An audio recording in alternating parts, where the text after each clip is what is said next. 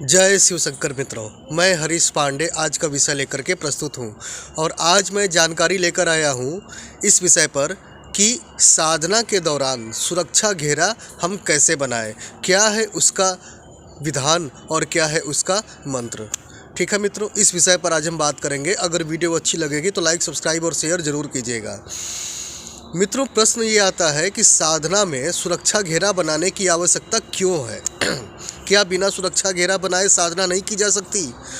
तो मैं आज आपको इस विषय पर अच्छे से समझाता हूँ। देखिए, होता क्या है मित्रों कि जब भी हम एक साधक प्रवृत्ति का व्यक्ति जब साधना में संलग्न होता है, साधारण पूजा पाठ की मैं बात नहीं कर रहा हूँ, लेकिन जब आप साधक हैं और जब साधना करने के उद्देश्य से जब आप बैठते हैं, प्रतिदिन आप साधना करते हैं, आप दैनिक रूप से एक साधक हैं, तो होता क्या है कि जो वातावरण का मतलब आपके घर में या आपके आस पड़ोस के घरों में जो प्रेत आत्माएं हैं, भूत प्रेत इत्यादि जो पैशाचिक शक्तियां हैं, वे आकर बाधा डालती हैं।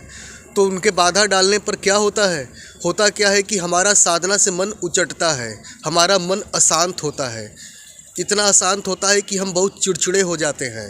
2-4 दिन हम साधना में बड़े अच्छे से बैठते हैं, बड़ा आनंद आता है, बड़े अच्छे अनुभव होते हैं। लेकिन जहाँ 2-4 दिन बीतता है, उसके बाद हमारे साधना में वो पहले वाला अनुभव मिलना बंद हो जाता है।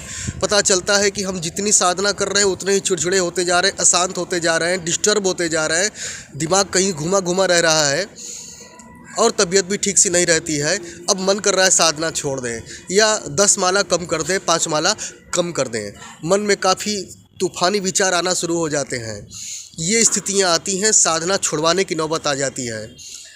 जब ये पैशाचिक शक्तियाँ बाधा डालती हैं तो ऐसा ही होता है।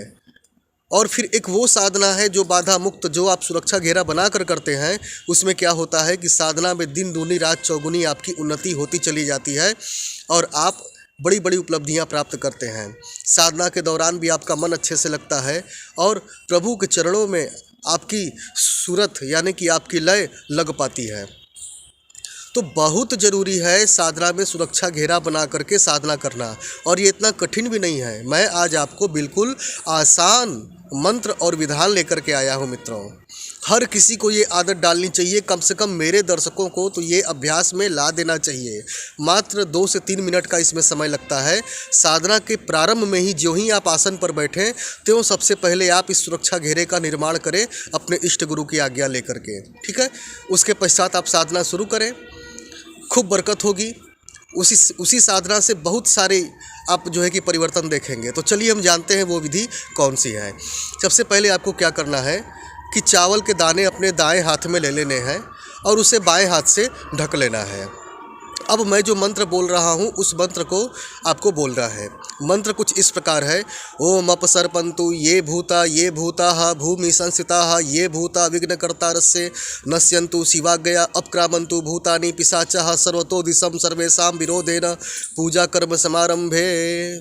ये मंत्र बोल करके अब उन चावल के दानों को आपको 10 दिशाओं में फेंक देना है।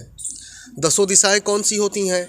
आमतौर पे तो आप 4 दिशाएं जानते हैं। तो 4 दिशाएं और उन चारों दिशाओं के कोण, जैसे पूरब और दक्षिण के बीच का कोण, वो एक दिशा हो गई। फिर दक्षिण और पश्चिम के बीच का कोण, वो एक दिशा हो गई। फिर इस प्रकार से ये चारों दिशाओं के जो 4 कोण है मिलाकर 8 दिशा हुई। एक दिशा ऊपर आकाश और एक दिशा नीचे धरती, कुल 10 दिशा हो गई। तो 10 दिशाओं में आपको चावल फेंक देने हैं। उसके पश्चात हो गया आपका दिशा बंधन और सुरक्षा घेरा संपन्न।